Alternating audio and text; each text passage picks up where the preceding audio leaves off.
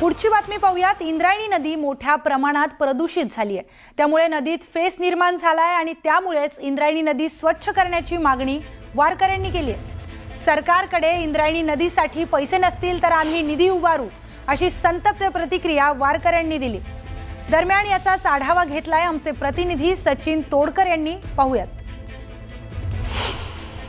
लाखो वारकऱ्यांचं माहेर अशी श्री क्षेत्र आळंदी या परिसराची ख्याती आहे। राज्यातूनच नव्हे तर परराज्यातूनही या ठिकाणी विद्यार्थी कीर्तनाचे धडे गिरवण्यासाठी येत असतात। या ठिकाणी मोठ्या संख्येमध्ये कीर्तनकार घडवले जातात। या कीर्तनकारांचं जे प्रशिक्षण सुरू असतं त्यांच्या दिवसाची सुरुवात ही इंद्रायणी स्नानाने होत असते। मात्र आपण या ठिकाणी पाहू शकताय इंद्रायणी नदी जी आहे ही पूर्णपणे फेसाळली आहे। इंद्रायणी नदीचं पात्र जे आहे हे पूर्णपणे केमिकल युक्त पाण्याचं आहे। या नदीचा ज्या ठिकाणी उगम होतो त्या उगमापासून तर अगदी आळंदीपर्यंत या इंद्रायणी नदीच्या दोन्ही बाजूनी मोठ्या संख्येने केमिकल कंपन्या आहेत। त्याचबरोबर शहरीकरण आहे। या केमिकल कंपन्यांमधलं पाणी कोणतीही प्रक्रिया न करता या इंद्रायणी नदीमध्ये सोडलं जातं। त्याचबरोबर या भागात जे शहरीकरण आहे या शहरातील पाणी जे आहे तेही मैला मिश्रित पाणी या इंद्रायणी नदीमध्ये सोडलं जातं। त्यामुळे ही इंद्रायणी नदी प्रदूषित झाली आहे आणि या प्रदूषणाचंच आता या ठिकाणी इंद्रायणी नदीने फेसाळलेलं स्वरूप धारण केलंय।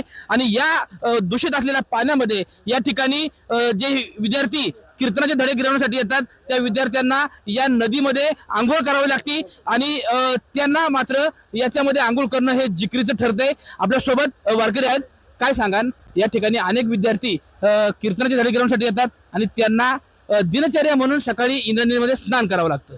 खरं तर सकाळी सकाळी आमची जी दिनचर्या असते, लहान मुलांची असेल आमची असेल, वयाच्या 5व्यापासून ते वयाची 60-70 असणाऱ्या सर्व वारकऱ्यांच्या दिनचर्येमध्ये हा मोलाचा भाग आहे की वारकऱ्यांनी सकाळी उठावं आणि नित्य स्नानाला यावं। तात्पुरती साफसफाई नको आम्हाला, तात्पुरतं काम नको आम्हाला, आम्हाला परमनंट काम हवंय की ज्याची स्वच्छता अबाधित राहील, की ज्यामुळे हे केमिकल या केमिकलमुळे आम्हाला काही त्रास होणार नाही। खरं तर इंद्रायणी नदी ही आमची आई आहे आणि आमची आई आता प्रदूषणामुळे दूषित झाली आहे। आमच्या आईला वाचवण्यासाठी आम्ही वारकरी काहीही करू। शासनाला जर निधी नसेल तर आम्ही वारकरी संपूर्ण महाराष्ट्रातून निधी संकलित करू। मात्र शासनाने ही इंद्रायणी नदी पूर्णतः स्वच्छ करण्यासाठी सुरुवात करावी। त्यासाठी आम्ही वारकरी सर्व पद्धतीची मदत करण्यासाठी तयार आहोत असं मत या ठिकाणी वारकऱ्यांनी व्यक्त केलंय। सचिन तोडकर, न्यूज 18 लोकमत, आळंदी, पुणे।